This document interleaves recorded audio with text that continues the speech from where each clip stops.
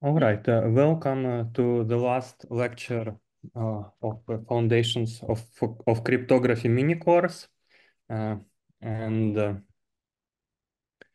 yeah, I think, the most dedicated participants are here, which is very good. And we can begin now. Okay, let's begin. I want to share my screen. Here we go.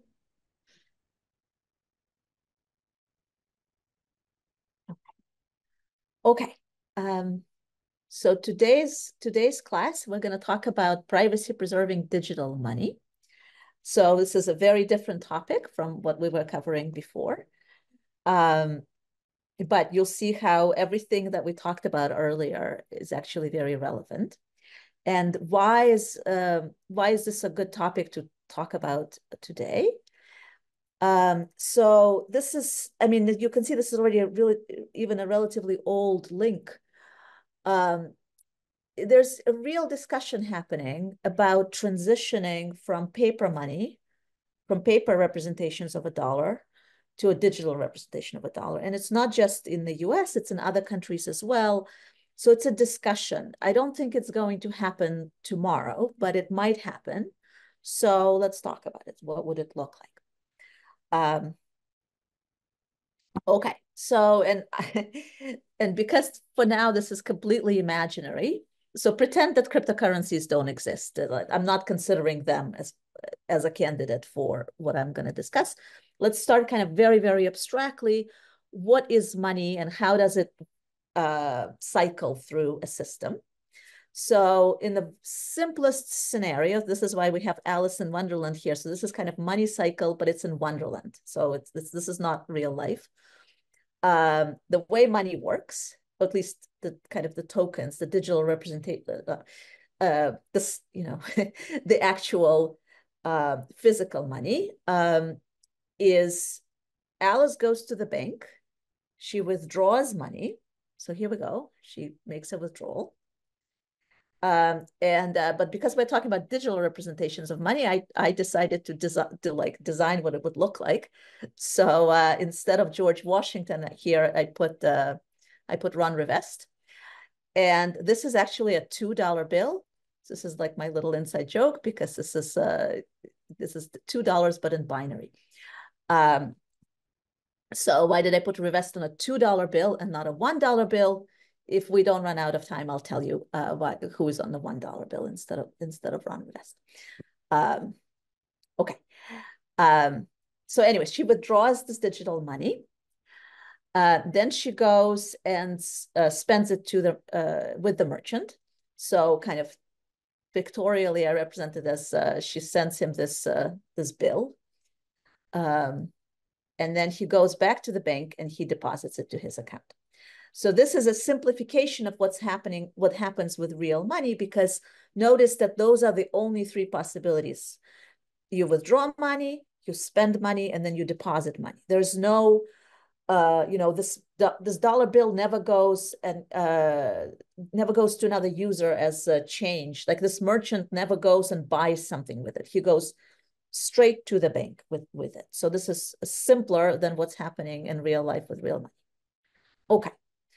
So 3 protocols: withdraw, spend, deposit. And the 2 things we want from money is you cannot forge it or copy it, right? No questions there. That's clear that it would be undesirable if you could just copy it. And the other thing that we want, if we want to live kind of in a free society where people can do what they like and nobody's getting surveyed, so it's not, there's no big brother watching you. Is everybody okay with this reference? We don't want anybody to be able to trace how you spend your money. Right? So far, so good. No questions. These are not mathematical properties. This is just kind of what we want from money. All right? Nobody's stopping me, so I'm going to continue. Okay. So we want to somehow replicate these properties with electronic money, with electronic payments. So how do we do that? So I guess I already have his name on the slide. So back more than 40 years ago, in 1982, this guy, David Chow, So he would be the one who would be on the $1 bill because it was his idea that perhaps we can replicate the properties of physical money with electronic money. And so he invented this notion of electronic cash, e-cash. And kind of very, very briefly, you can define kind of cryptographically the way we have been discussing cryptographic definitions. You can define a property of unforgeability of money. So Alice, or in fact, any user, an adversarial user, cannot spend more money in the system than she withdrew. And there are two flavors of this unforgeability property. You can either associate some kind of a unique serial number with each coin. Like every time that you withdraw money, there's a serial number associated with it. And there's an online database of all the serial numbers that correspond to coins that have been spent. And as you're trying to spend your coin, the merchant checks in this online database, is this coin still available or has it already been spent? And if it has been spent, then the merchant cannot deposit it. So that requires that the bank be always online somehow so that the merchant can always check. And the other flavor is called offline eCash, where, oh, Andrei, you raised your hand. Go ahead.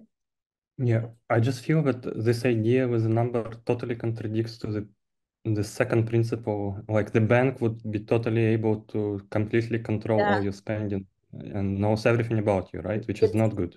It seems to contradict it, but what if the only person who knows the serial number when the coin is withdrawn is Alice? So at withdrawal time, the bank just knows that a coin was withdrawn and doesn't know its serial number. And then when Alice spends it is when the merchant and therefore also the bank is going to learn it. So then there's no contradiction.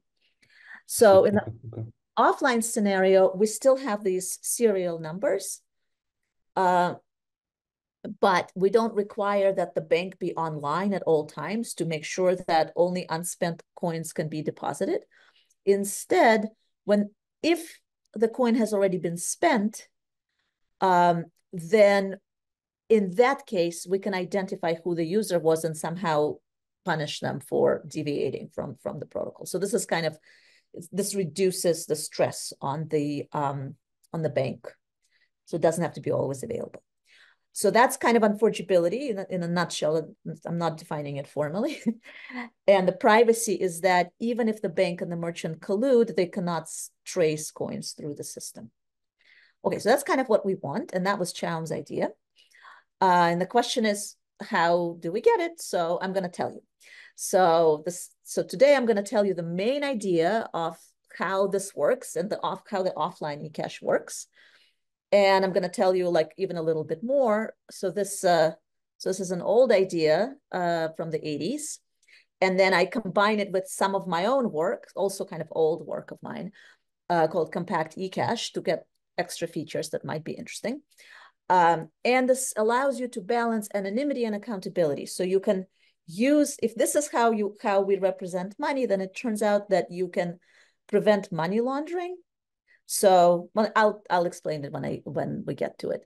And you can, if a user's bad, you can trace him. You can also do some kind of you can trace, you can flag criminals in the system, and then you'll be able to trace their transactions, but not honest participants.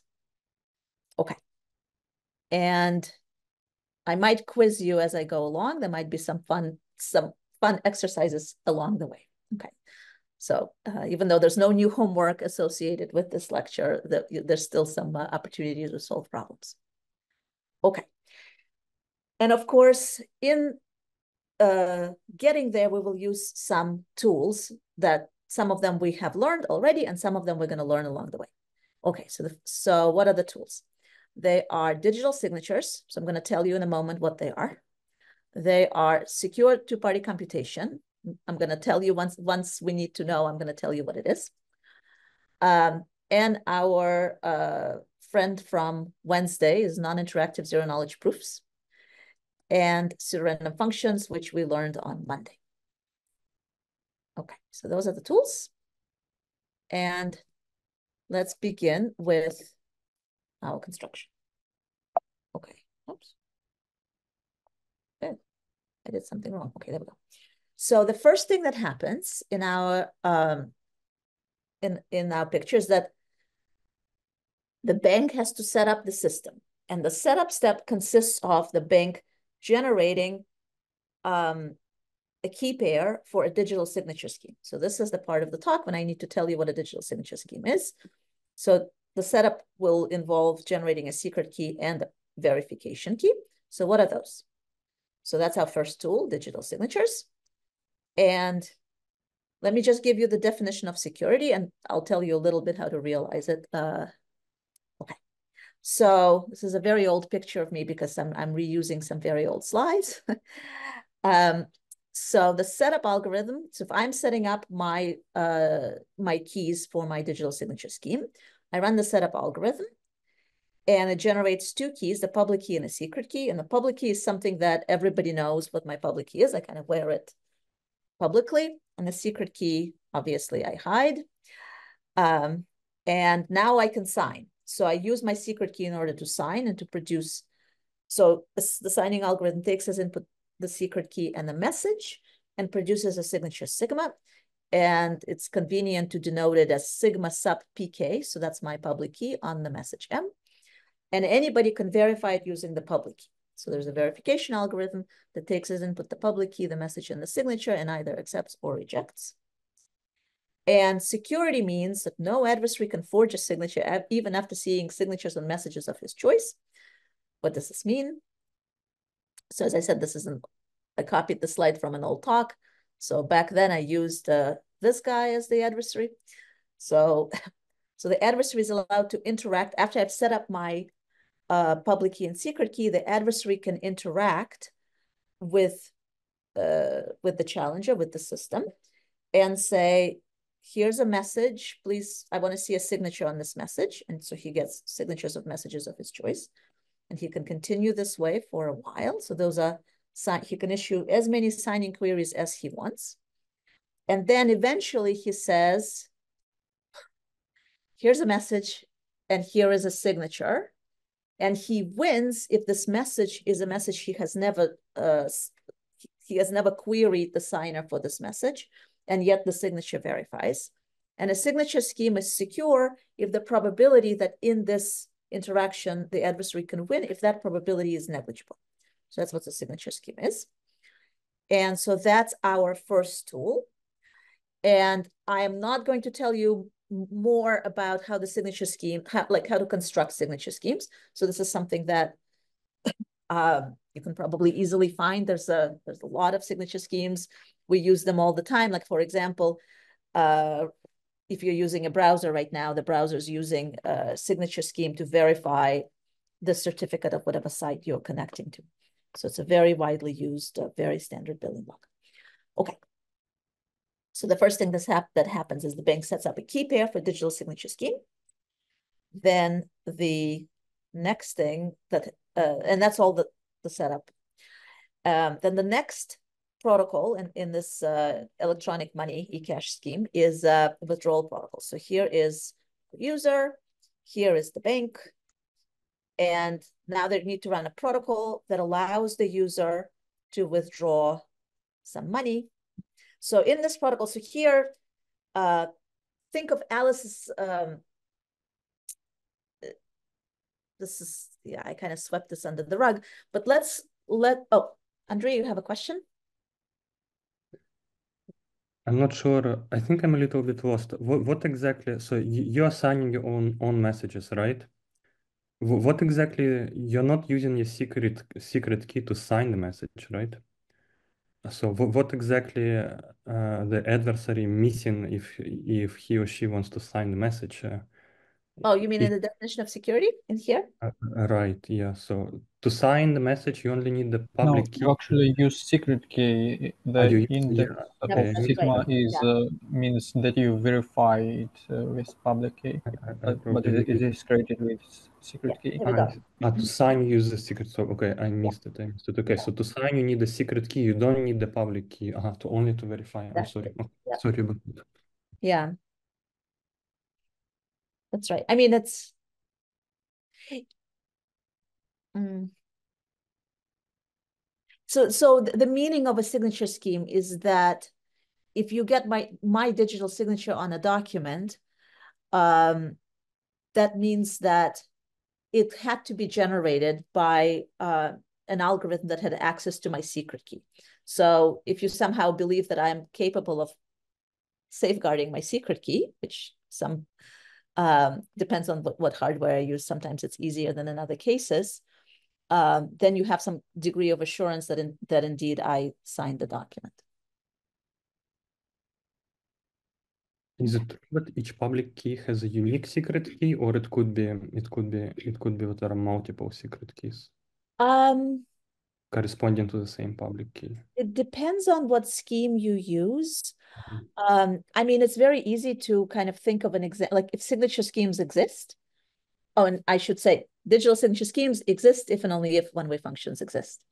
So if digital signature schemes exist, um, then it's easy to design one that allows for multiple secret keys that correspond to the same public key. For example, you can have some portion of the secret key that's completely doesn't do anything at all. It's just different bits.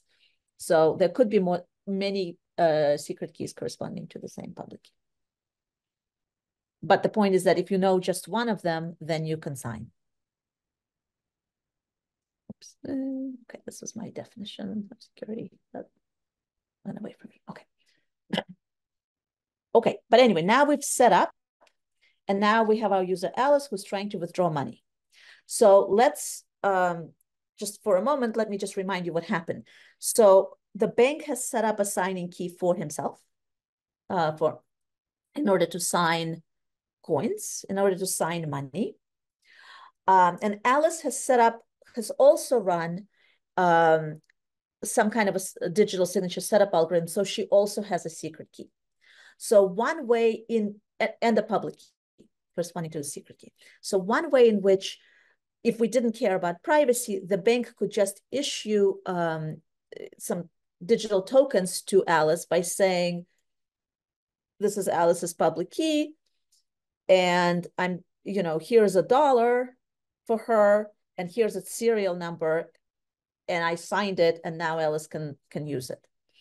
But we care about privacy, so instead of signing in the clear, what the bank is going to do is, what the user and the bank together will do, is they have to run a cryptographic protocol. It's a two-party computation where the user's input is her secret key, the bank's input it's its secret key, and then the output for Alice is a signature, the bank's signature, on her secret key and an integer A, which is going to be the serial number of this token, of this coin, and another random number B, which I'll tell you in a second what that is needed for. Okay, so what is this two-party computation? So that's our second tool. It's called secure two-party computation. And this is also a super. I'm sorry. Yep.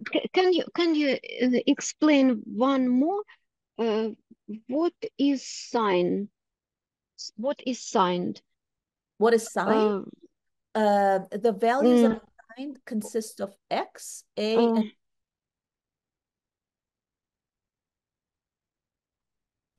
So it's like a concatenation? yeah. It's some kind of format that allows you to, like, if you have a string, you should be able to say this part of the signed string is called X, this part is A, and this part is B. So yeah, concatenation doesn't necessarily accomplish that by itself, because you need to know where each of them ends. So you need some kind of concatenation that you can sort of reverse. Does that make sense? Just combine data, like Yeah, serialize it in some format. Yeah, and I'm sort of I'm Yeah. Go ahead. Who selects A and B? So that's a very good question. So A and B are chosen at random by this two-party computation. So what does that mean? It means that, I didn't write this down in this picture, but this is actually very important. Alice has some randomness that she contributes to the protocol, and the bank has some randomness that it contributes to the protocol. And then they run this two-party protocol, which I haven't told you what that is.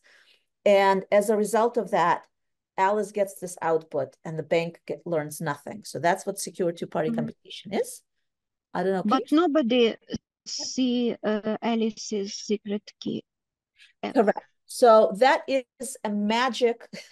That's the magic of secure two-party computation, which I'm not even telling you how it works. So this is something that if you want, you can look it up. It's very, very cool. And I decided that instead of telling you how it works, I'm just going to tell you why it's important and how it can be used in a protocol. So, but very briefly, secure two-party computation is a protocol that allows Alice, and in this case, the bank, to compute on their secret data so that Alice doesn't learn anything about the bank's input. The bank doesn't learn anything about Alice's input. But at the end of this computation, Alice learns this output and nothing else about the bank's input. And the bank just learns that the computation succeeded and doesn't learn anything about Alice's input to it. So that's kind of I'm just assuming that in this protocol, I'm just assuming that we have this as a black box. But it's very, very cool. You can teach an entire course just about secure two-party computation. It's also one of these very important, very hot topics of research. For example, using commitments instead of these values, instead of A and B, using, for example, A multiplied by point of elliptic curve or something like this, and be multiplied by the point. So yes, if you look at how the protocol works, the way that it, the correct steps of the protocols is Alice needs to commit to her input and her randomness. The bank needs to commit to its input and its randomness. And then they execute this function, which they will kind of represent it as a circuit. And the commitments need to be kind of bit by bit so that you compute this function gate by gate. And in the end, you never actually learn the output of any intermediate gate. But then in the end of the computation, they will be able to open just the output wires of the circuit.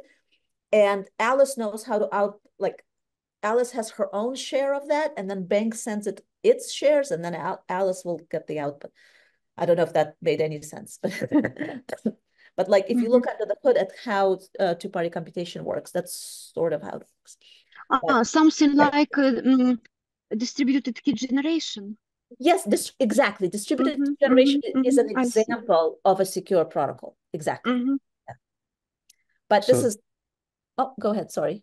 Yeah. So on a high level, this is just to make sure that you withdraw a valid bill, right? Yes. And I'm a little puzzled by the notation. So the sigma is a signature that verifies that Alice indeed withdrew such and such bill. Yeah. And A is the serial number of the bill, right? Yes. And why in your notation? So Ben gives the input secret key, right? And I think you said that of course sigma depends on secret key, but in your notation you don't indicate that it depends on secret key. Is it just? Oh, well, I'm saying so. Yes, this notation means that if you try to verify sigma under the public key, it would accept. So that's why notationally the secret key doesn't matter. I mean, you need the secret key in order to compute sigma, but once you've computed it, anybody can verify it with just the public. So the secret key no longer matters. Okay. There is an implicit connection because public key is implicitly connected to their secret key. Yeah, right, exactly. Okay, so I'm sweeping under the rug exactly how digital signature schemes work and exactly how secure two-party computation works. So this is just something that you just have to believe me that it's possible to do. Okay, but now that this is possible to do, Alice can withdraw a coin, and this coin is going to have a serial number A and this other random number B, which you'll see in a minute why it's important. And this coin is really tied to Alice. The only way you can spend this coin is if you know this X here. Okay, so now how does Alice spend the coin? So here she is. She goes to the merchant. They somehow together generate a fresh nonce R. So this is a fresh number that is, nobody's ever used it before, and hopefully nobody will ever reuse it. So, and what they can generate a fresh nonce by just saying, here is my random string, here's your random string, let's concatenate them together. So that's one way to generate a random nonce. Another way of doing it is maybe we have some contract. So we have a contract which we hash. Anyway, so they have a nonce. Now Alice is ready to spend her coin. How does she do it? She reveals A, so that's the coin's serial number. So until she reveals A, nobody knows what A is, because the bank never saw A. The bank just knows that Alice got a coin with some serial number. Then she reveals this linear equation that involves X is her secret key, and B is this random unknown. And so she reveals X plus R times B modular a large enough prime Q. Okay, so this is a linear equation with two unknowns. X and B are unknown and R is known. Okay, and then she proves, so then she creates a non-interactive zero-knowledge proof. And I didn't tell you last time what this POK means. A proof of knowledge means, so this is, one of you asked me, was it Ludmila, but was it you who asked me about extractors last time? And I said, oh, well, we're way ahead of me. Yes, I asked. Exactly. So that's an additional property of a non-interactive zero-knowledge proof system, is that sometimes it satisfies a stronger property of being a non-interactive zero-knowledge proof of knowledge, which means that in addition to the simulator that using a trapdoor can fake a proof, there's also something called an extractor that using another trapdoor can actually compute the witness from the proof. So I didn't tell you last time, and now I'm using it, the stronger notion of NIZK. So anyway, sorry, this is a lot. But anyway, Alice provides a non-interactive zero-knowledge proof of knowledge of her secret X, the additional random B, and a signature sigma, such that T was computed correctly as this linear equation involving X and B. And sigma is the bank signature. So it's going to verify under the bank's public key. It's a signature on the values X, A, and B. Okay, I'm going to pause here so you can process this.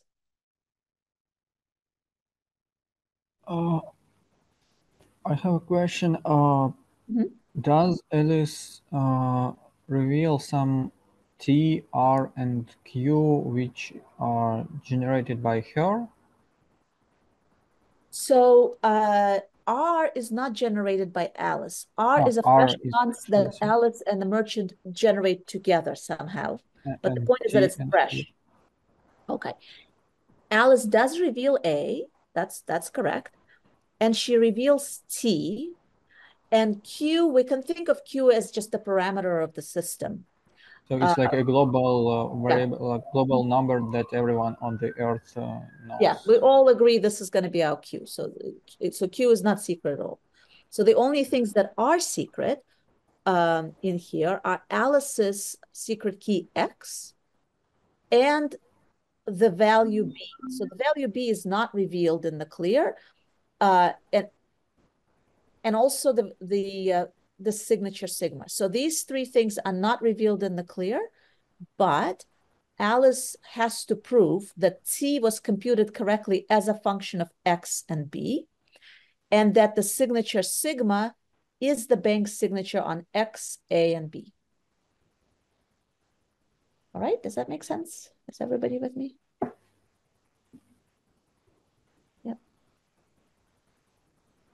Okay. Okay, so that's how Alice spends. So she reveals A and T and the zero knowledge proof. So now we've yeah, this is our third tool, is the non-interactive zero knowledge proofs, and we saw it in lecture 2. Okay. So what does the merchant do with this information? He needs to deposit it, right? So he wants to go to the bank and say, hey, somebody spent a coin with me. I want to deposit it to my bank account so that my bank account gets incremented. So I submit it to the bank, and it consists of the serial number A. The nonce are this T that was part of the coin, and the proof that it's correct. So with that information, the merchant goes to the bank, and the bank verifies that A has not been spent yet, that the serial number A doesn't correspond to a coin that already was spent, and that R is a fresh nonce, and that the proof verifies. Okay.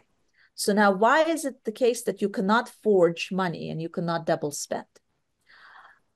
So suppose that Alice says, oh, I have a coin. Let me spend it more than once and see what happens.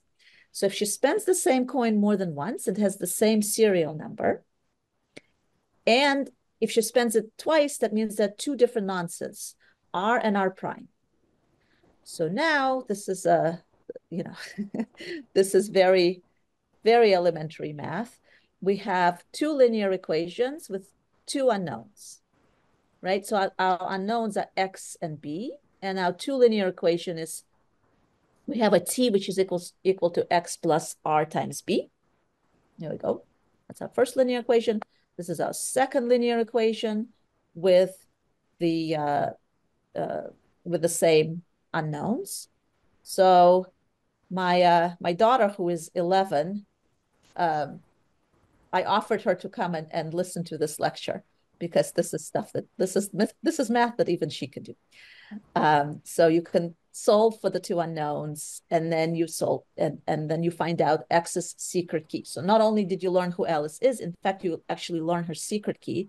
So then you can identify her and kind of have some kind of a remedy outside the system for why something went bad. But if she spends the coin with 2 different people that never meet each other, they will show their T and T prime to the bank, and the bank will reveal the right. Yes, exactly. So the way that the bank might adjudicate it is it might say, okay, the nonces are distinct, so the merchant did his job. The merchant's job is to make sure that the nonces are distinct. So the merchant needs to provide enough randomness into the nonce. Okay, the merchant did his job, the nonces are distinct, but Alice is obviously the one who's at fault here, because she spent the same coin more than once. So now I know who Alice is. I can go and catch her and do something to kind of remedy the situation, call the police, say Alice is forging money, whatever. Like, I don't know how, like what the remedy is, but it's the same thing that would happen if Alice tried to kind of physically forge money. Then she would be arrested as a counterfeiter, right? So that's what I mean here. I have 2 questions. I'm a little bit lost about the role of Q. Why do we Q? Oh, yeah. So the reason we need Q is in I want to argue. Actually, I have a picture for this. It's privacy. Okay, no, I don't say enough information here. So what I want here is I want T to completely hide X, right? So I want to say if B is random, then R times B is random. And therefore, it completely masks X. If without the mod Q, that just won't be true anymore, right? I mean, you can argue that maybe, but like it's a little yucky.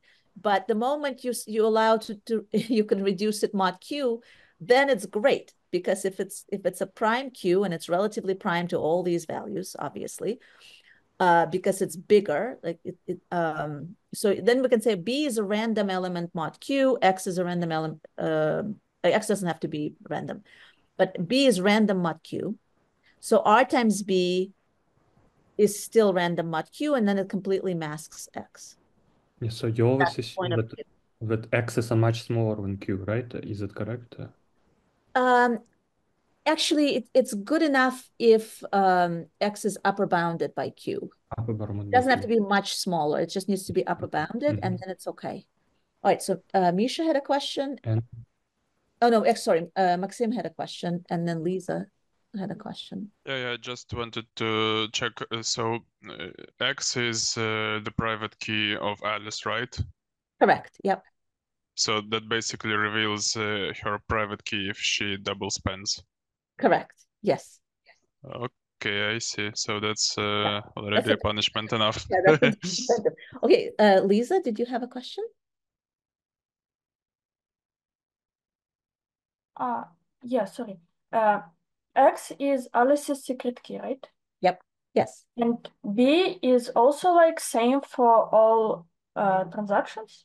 No, B is unique to this coin. So B will never be used again. Oh, so B is unique for the coin. Yeah. Oh, okay, gotcha. I thought that B is also random, so Yeah, no.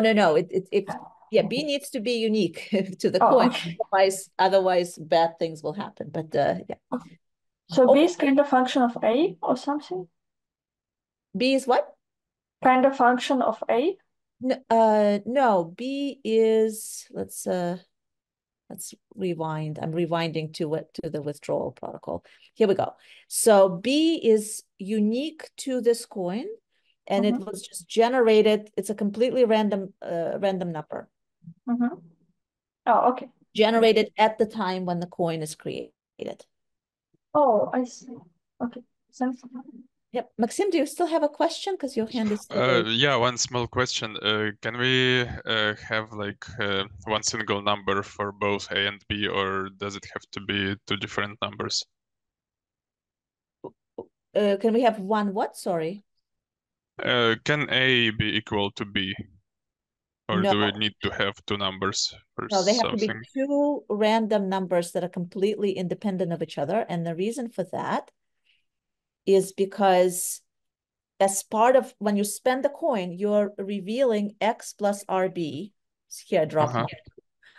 So if B were equal to A, then you would be able to compute X just from T. So that would not be good. I'm sorry, I'm not getting it. So is A public but B private, or? Correct. A is public. Oh. It's the serial number of the coin. B is private so that it allows you to mask. Okay. Yeah, that makes perfect sense now. Thank you. Okay, good. All right. Great.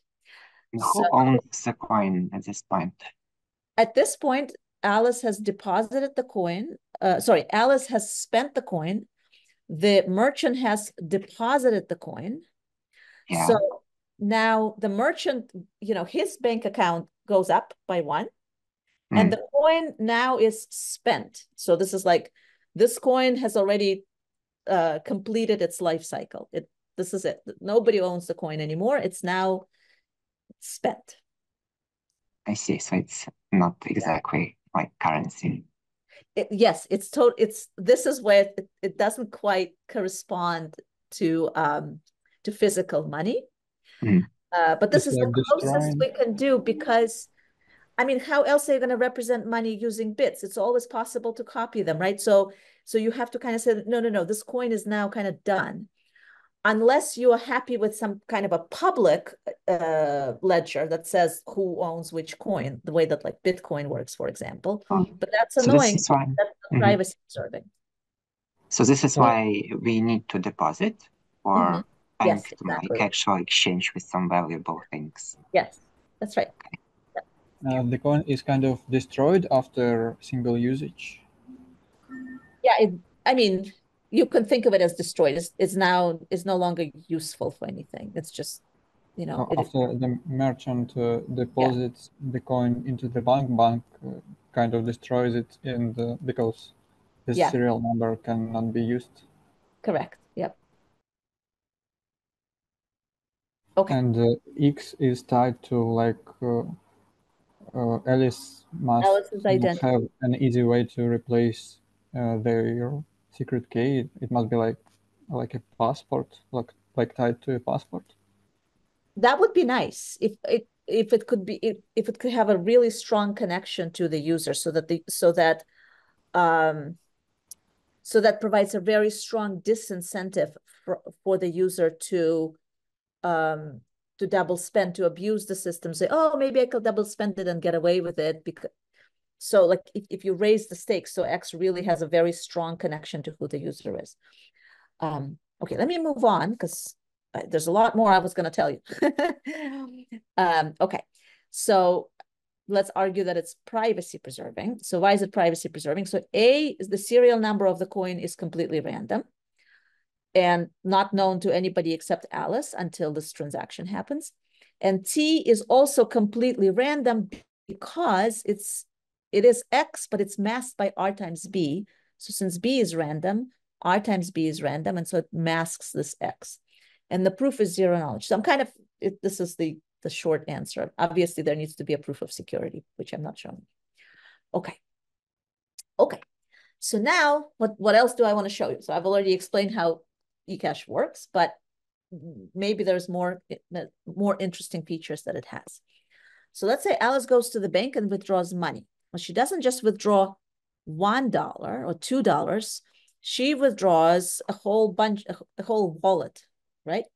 Usually, like you don't want to just withdraw one coin, but then you spend it piece by piece, maybe $2 at a time.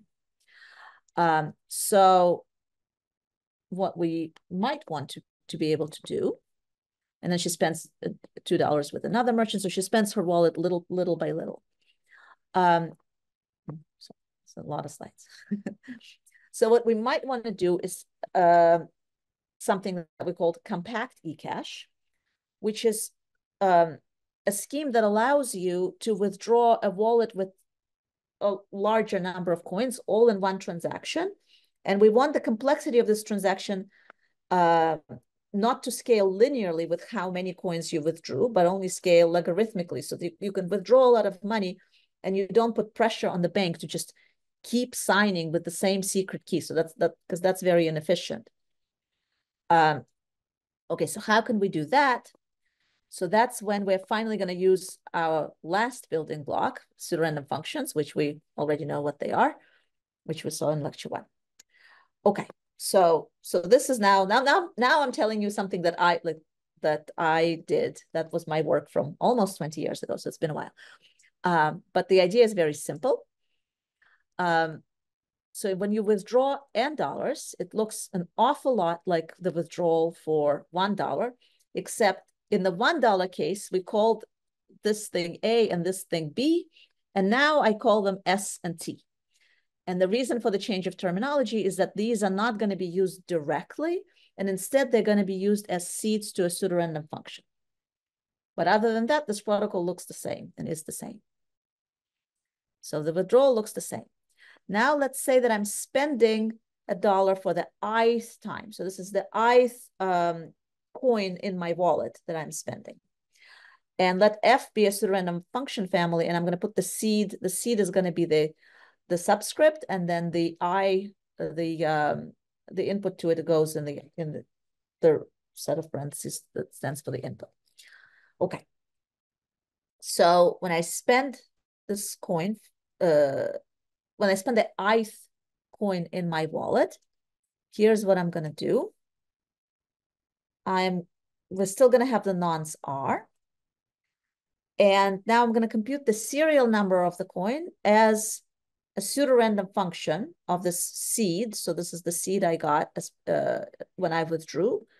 And I put the I as the input to the function. And whatever I get, I make sure I reduce it mod Q.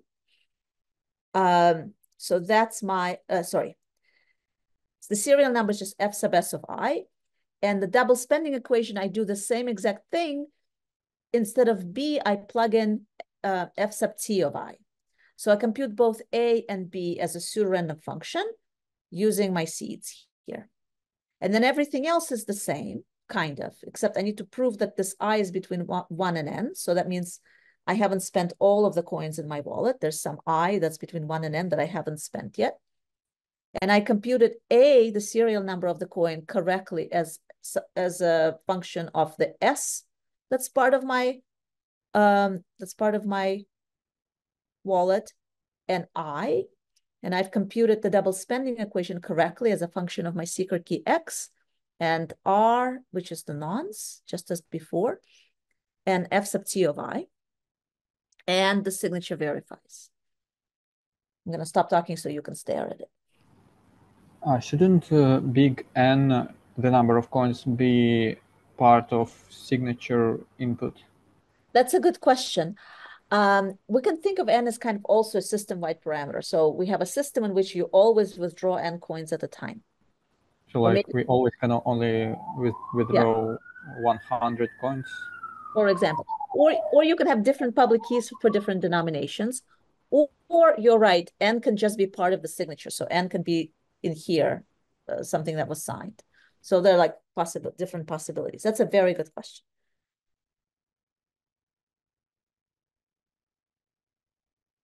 Anybody else? Or is that clear? So this is exactly the same as before, only instead of using random A and B, they're now the outputs of pseudorandom function, of a pseudorandom function. Okay, good. So that's clear. And oh, go ahead. That means that you want to spend E coins or that you want to spend is coin?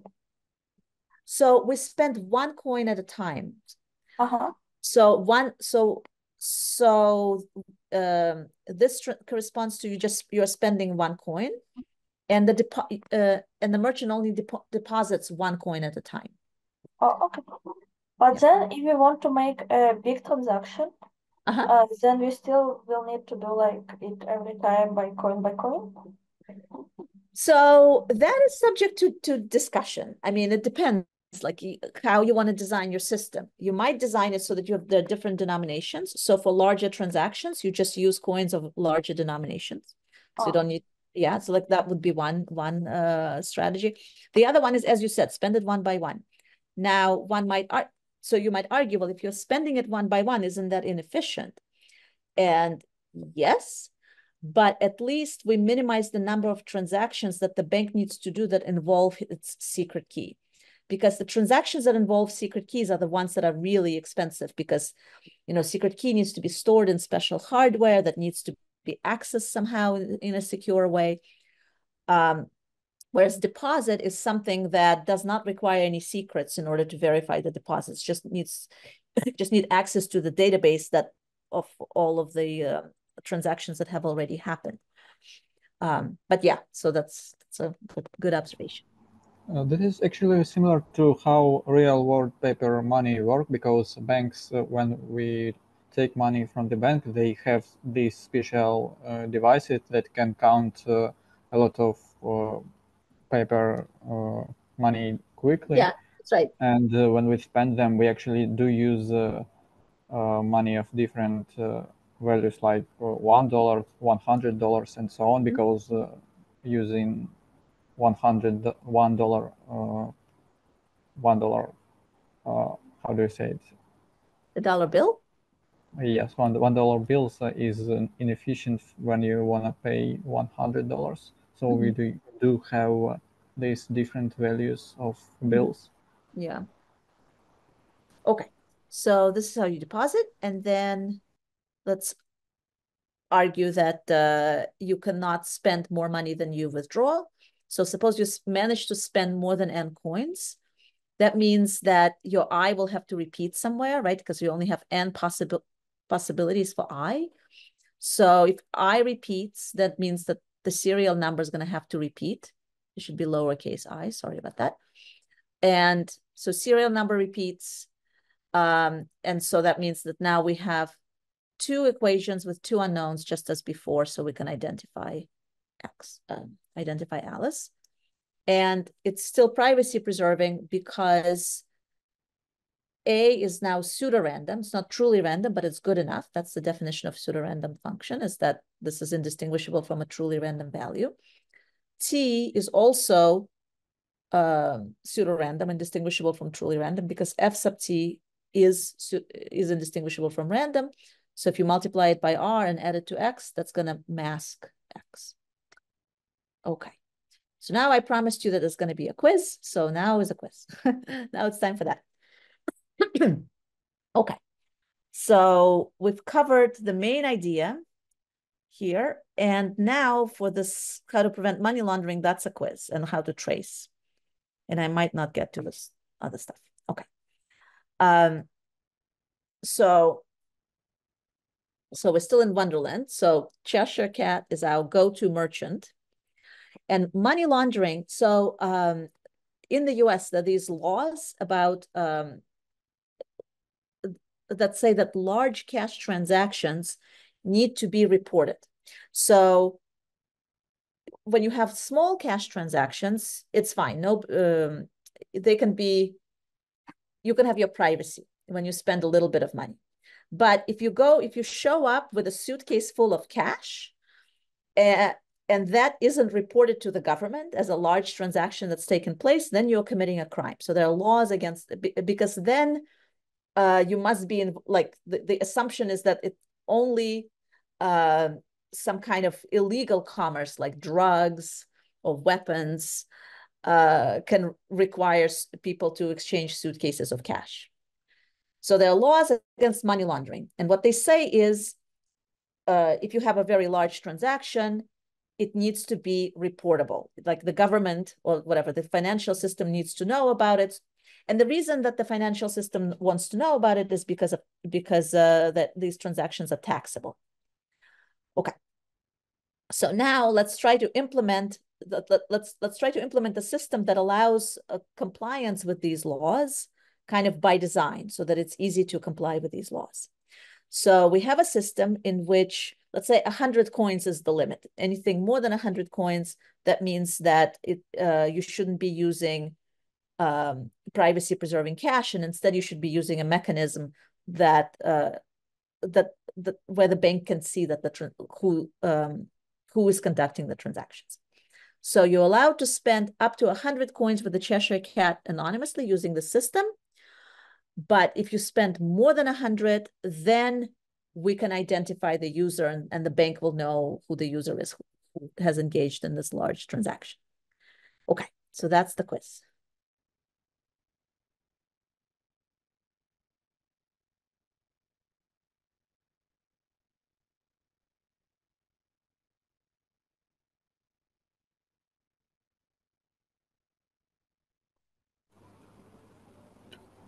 Maybe we could require the user to maintain their like amount of their cash, and in the during the withdrawal protocol, they could also provide it as an input, but still keep it secret from the bank using the same zero knowledge proof mechanism. Yes, but actually, to make it simpler, let's just think of a simpler case where the user only has one wallet. So there's only been one withdrawal that the user has. So you don't have to do this. It's hard to maintain this property across wallets. So let's pretend that there's just one wallet of n coins that the user has withdrawn, and he can only spend up to 100 from that one wallet with the Cheshire Cat. So they can withdraw more than 100, but they can only spend at once. Yeah. Oh, oops, sorry, we have a comment on the chat. There exists such algorithm which is called zero knowledge proof algorithm, which is called one out of many. So we may add proof that serial numbers is one out of 100 serial numbers. Yes, but how does that prevent you from spending more than 100 with the Cheshire Cat? Are you saying you're going to earmark, so then you cannot spend money from your wallet anywhere else because they're already reserved for the Cheshire Cat. Oh, and do we want to record like if we had one big transaction or if total for Cheshire Cat was greater than Total. Anna, could you please switch to the slide with this spending? With the scheme? Yeah. Oops. Oops, sorry. Why doesn't it not let me do it? There we go. Is this the slide you wanted? Oops. This is the slide you wanted.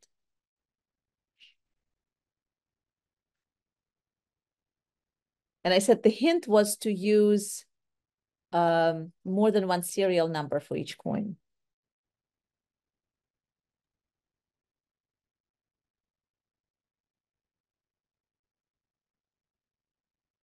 I mean, we could use like instead of random variable R, like 100 random variables, so that we need Or like, random nonces?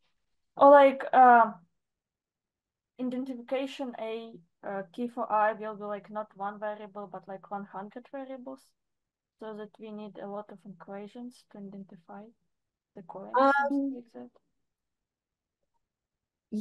Well, I have a better solution than that in mind. I don't know if having 100, so for every transaction you want 100 different R's? Like something like, okay, that's too much. But something like the idea is that like if we send a lot of data, we need like to send a lot of them to be able to identify it. And how I was going to do it, like having a lot of variables, so we need like 100 equations or something like So that. the thing is that you don't need to identify until 100 transactions have taken place. So you don't need every transaction to have that, to have 100 R's. Yeah. So, okay. All right, let me just tell you. So here is my proposed solution. So first of all, I'm also going to add some more seeds for pseudorandom functions. So there's an S1 and a T1. So as you will see, S1 will be used for the regular serial number of the coin and T1 for the regular double spending equation, while S2 is for the second serial number. And you'll see in a minute how I propose to use it. Okay, so let's say that we're spending the ith coin, but this is the jth time with this merchant, the Cheshire Cat.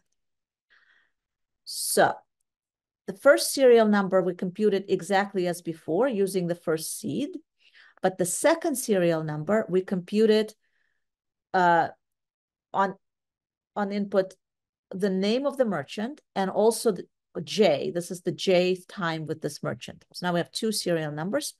And we also have two double spending equation. The first double spending equation is just as before. And the second one is for the second one, this double spending B is computed as a function of the identity of the merchant, and this is the jth time with this merchant. And then you also need to do a zero knowledge proof that J is between 1 and 100, and that all of these values are computed correctly. So that means I must remember and count how many times I interact with every merchant. And if by any chance I forget and somehow lose that information and I interact with them again thinking it's a new merchant for me, then my priority will... Yes, that's unfortunately that's annoying. However, you know, if you live in the US and you have to comply with these money laundering laws, you already have to do that because otherwise you are not complying with the law. So it's like it doesn't add complexity. And the other thing to make you feel better, well, first of all, nobody's actually using it now, so it's not like but this is not something that a human will have to keep track of in his head. This is something that's stored as part of the application that conducts these transactions. So the application will say, these are all the merchant that I've conducted transactions with, and this is how many times I've done it, so that it's kind of kept track of automatically, so you don't have to, yeah. But and the Cheshket must be some registered name that they register from yes. government. Yeah, that name, that's a very good question. That name must correspond to whatever name they have in their bank account, so that when they go to deposit this money, this needs to correspond to their account. And also, it kind of prevents Alice from sending more than 100 coins to Cheshire at all. Yes, correct. Oh, yeah. If so like, mm-hmm. Oh yeah. So like, even what if like Alice wants to actually like buy something huge, like I don't know, an apartment or something? Yeah.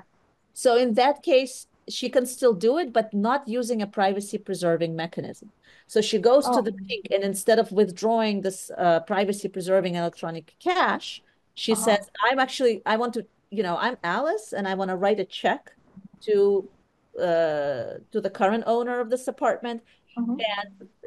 And that's how it's actually done in real life, right? If you're buying an apartment, it's registered, it's registered to its current owner. And it's usually public records tell you who owns which piece of property like that. And then when you buy it, it's going to be your name written on the property, right? Yeah. It's completely public. So you don't need, for these transactions, you typically don't need privacy preserving mechanisms. Oh, okay. Oh yeah, makes sense. So the idea, I mean, these money laundering laws, nothing to do with cryptography, of course. This is just the legal system, the financial system. The assumption is that when you have large transactions, they need to be subject to tax, to oversight, to some kind of regulation. So those are not the transactions that need to be like, there's no privacy there. But for small transactions, like, you go to the movies and you watch a movie, like, it's none of anybody's business what you're doing, right? Like, and those are small transactions. So there's like privacy on a small scale, but when you have, I don't know, when apartments and property and I don't know, oil rigs and car dealerships exchange hands, then you want to know who is involved. So, but anyway, it's not a cryptographic thing. This is just kind of the reason that this is cute from my point of view is that this is the kind of thing that with real physical money, there's no way to do it. The only way to do is just to say there's a law and you must follow the law. And then people might or might not follow the law. And you still have drug dealers who, give each other suitcases of cash. And good luck. But with cryptographic eCash, you can actually do this. So this is something that you cannot do with physical cash, but you can do it with this version of money. So that's there is a limit for the whole lifetime for me and some trademark like Cheshket. Oh. So even if I spend one coin or I don't know, like 10 coins each year, after 10 years, I will eventually spend the so 100. that depends. I guess you can add the year into this calculation, like exactly, to concatenate the merchant name, date. Exactly. Thanks, Maxim. Right. It depends on how you design the system. You can design it so that there's a limit per merchant per year, or per merchant per day, or per, like, all of these are kind of like design parameters. So this is like a simple. But if I connect a year, I can actually, like, we can make like transaction for a future, given that merchant can, given that it's acceptable for the merchant to wait like several years to withdraw the money, but still, so they can like slowly withdraw them. Oh, that's true. Yeah, that's true. But if if you're a criminal, chances are you're not going to be willing to wait another year for the other criminal to pay you the rest of the balance, right? So maybe that's okay. Right? Anyway. Okay, I'm gonna keep going. So this is the argument that it's still unforgeable and privacy preserving. Okay, maybe you know what, I'm just gonna tell you this glitch protection thing. So this is So never mind money laundering. Let's say we just have eCash. And let's say that what I want to do is I want to protect it from glitches so that if your device, let's say your device malfunctions and you accidentally double spend the coin, that the fact that suddenly your secret key can be discovered is kind of very severe punishment.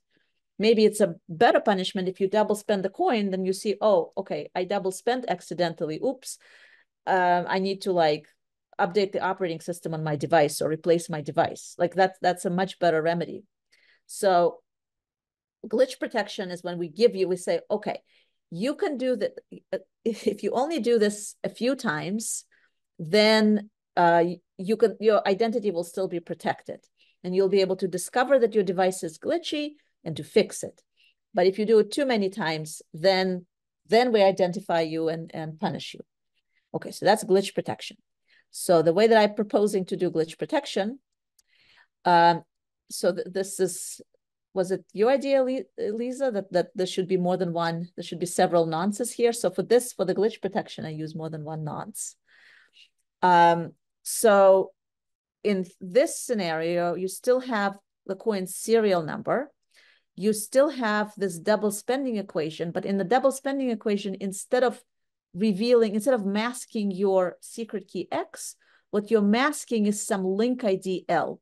And this link ID L is part of what got signed in your wallet here. So this is your link ID L. And then you have this other information that allows your identity to be unmasked. And the way that this would work is there's this mask F sub U of I, which is a different mask for every coin. So if you double spend this coin, then F sub U of I is revealed. So here we go. You're revealing F sub U of I. If you spend the ith coin twice, because this Y here is going to have a different R prime, so that we can solve for F sub U of I and F sub V of I, and compute this F sub U of I and unmask this equation. So every time you double spend, this equation is unmasked, and this is the this value, this linear function of X and these Z1, Z2, Z3. So X is your secret key. Z1, Z2, and Z3 are random values that are part that you got as when you withdrew the wallet. And R1, R2, and R3 here are part of the nonce. So these are fresh values. So anytime that you spend the coin, you reveal its serial number, and then you reveal its T, Y, and Z, which if you only spend the coin once, these values are completely random. But if you spend the coin twice, then if you spend the same coin, the coin with the same serial number twice, then from two different T's, we learn this L and we learn F sub U of I, which allows us to unmask this value. So if you double spent not just one coin, but if you double spent several coins, or if you double spend the same coin but more than once, every time you double spend,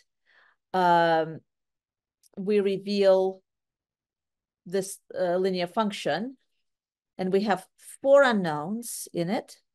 So if you double spend 3 times, you're fine. But if you double spend 4 times, then we find out your secret key X. So this is kind of a little bit of a protection from glitches. So if you have this hardware fault that somehow by accident you double spend, then you're still fine. So how are you even going to learn that you double spent? I don't know. Maybe you remember what your L is, and there's some kind of a database of double spent coins. So if you ever see your L in that database, then you know you're in trouble. That could be. Okay, is everybody with me?